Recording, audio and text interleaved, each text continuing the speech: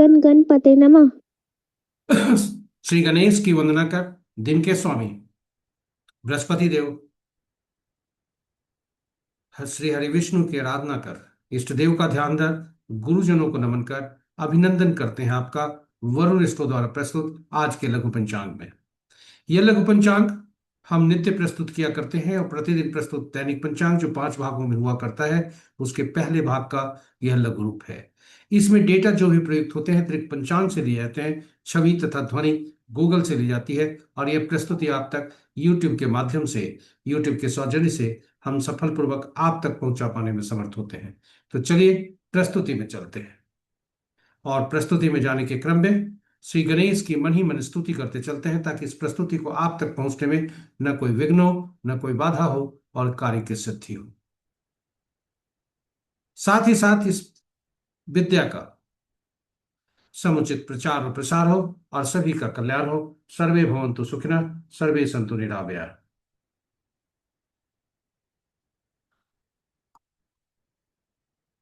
स्वागत है आपका प्रस्तुति में।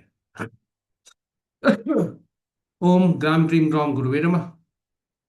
गुरु ब्रह्मा गुरु विष्णु गुरुदेवो महेश्वर, गुरु साक्षात परम ब्रह्म तस्मै श्री गुरवे नमः। जय श्री हरि विष्णु।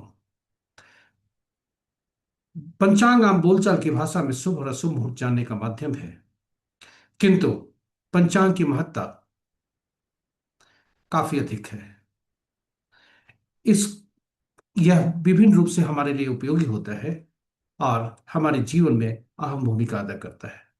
जी हाँ, पंचांग के 5 अंक चर्चा यहां से आरंभ करते हैं। पंचांग के 5 अंक हमारे लिए शुभकारी होते हैं। जी हाँ, 5 अंक हमारे लिए शुभकारी होते हैं। तिथि लक्ष्मी प्रदान करने वाला, वार दीर्घ आयु में वृद्धि करने वाला, नक्षत्रों से पापों का नाश, योग से रोगों को दूर करने, योग रोगों को दूर करने में सहायक और करण कार्यों में सफलता, कार्य सिद्धि दिलाता है। अतएव पंचांग का प्रतिदिन स्मरण करके हम इन 5 अंगों के, पंचांग के 5 अंगों का लाभ ले सकते हैं और इसके लिए श्रेष्ठ उत्तम जो विधि है वह श्लोक है। जी हाँ, तिथि च श्रीकरम प्रोक्तम, वारम आयुष्वर्धनम, नक्षत्रम हरते पापम, योगम रोग निवारणम, करणम कार्य सिद्धिम च पंचांग फल मुक्तमम। इसका प्रतिदिन स्मरण करने से हमारे पंचांग के 5 अंगों अंग जागृत होते हैं, उसके फल मिलते हैं। जी हाँ, और पुराणों में लिखा है पंचांग श्रवण मात्र से गंगा स्नान तुल्य लाभ होता है। आप देखें, गंगा स्नान का तात्पर्य जलीय तत्वों से है जो हमारे शरीर में 70% से ज्यादा है।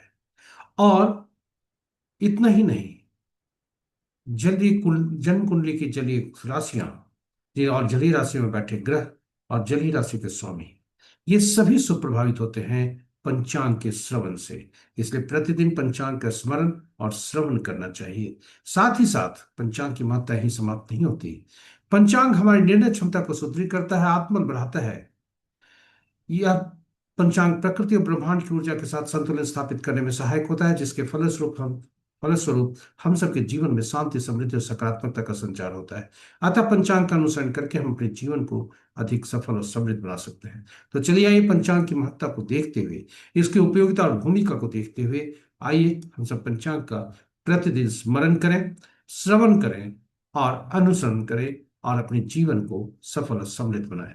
साथ ही साथ साझा करें प्रस्तुति को अपने मित्रों, परिजनों तथा शुभेच्छुओं के संग, ताकि वे भी पंचांग का प्रतिदिन स्मरण, श्रवण और अनुसरण करके अपने जीवन में शुभता लाए।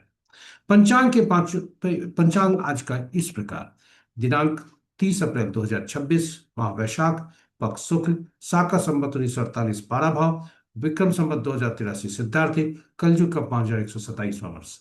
आज का सूर्योदय 5:14 पर, सूर्यास्त 6:20 पर, sunrise at 5:14 AM, sunset at 6:20 PM। Surya Dev का स्थिति आज का उत्तरायण है और मध्याह्न आज के दिन के 11:47 दिन तक, दिन के इतने बजे 11:47 दिशाशूल आज का दक्षिण है। फिर भी इस दिशा में यात्रा करने को बाध्यता हुई तो दही का सेवन करके यात्रा में शुभता लाए।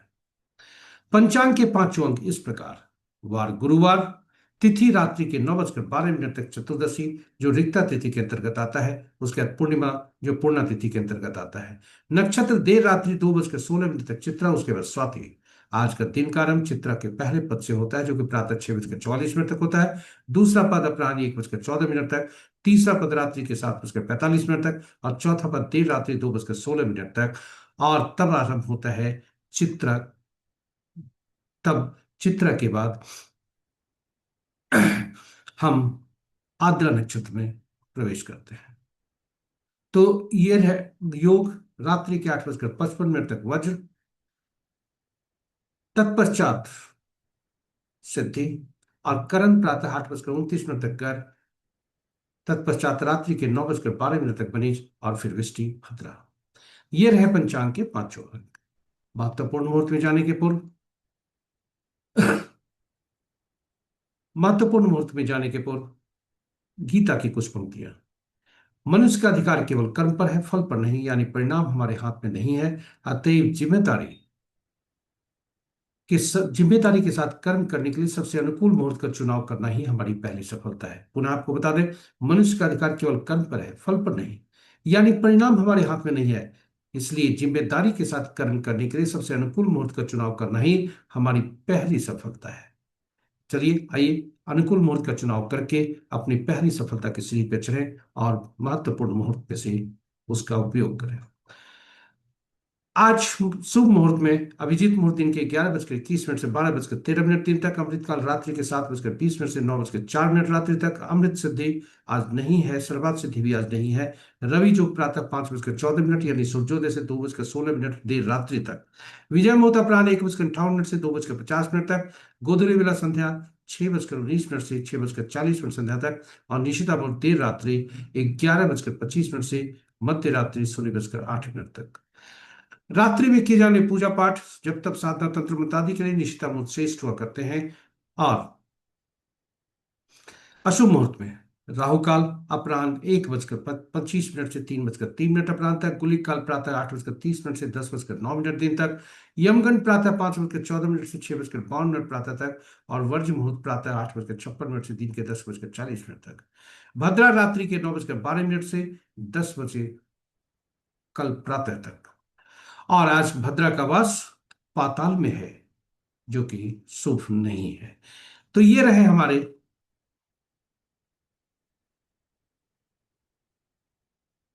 हमारे प्रस्तुति। जी हाँ, आपका आशा करते हैं ये प्रस्तुति आपके लिए उपयोगी सिद्ध हुई। और यदि इस प्रस्तुति का पहली बार देख रहे हैं तो हमारे चैनल को सब्सक्राइब करें, साथ ही साथ नोटिफिकेशन बटन को दबाना न भूलें, ताकि हमारी हर प्रस्तुति की सूचना आपको मिल सके और आप उससे लाभान्वित हो सके। प्रस्तुति को देखने के क्रम में यदि कोई सुझाव आपके मन में आया है, देर न कीजिए, सुझाव यूट्यूब के कमेंट बॉक्स पर जरूर दीजिए। और मनोबल बढ़ाइए, साथ ही साथ शामिल होइए इस प्रस्तुति को बेहतर बनाने के समूह में। आज के दिवस के देवता बृहस्पति देव से प्रार्थना करते हैं। आज के दिवस के देवता बृहस्पति देव हरि विष्णु श्री कृष्ण से प्रार्थना करते हैं कि उनकी असीम कृपा पर बनी रहे और आपका दिन शुभ हो। जय बृहस्पति देव, जय श्री हरि विष्णु, जय श्री कृष्ण।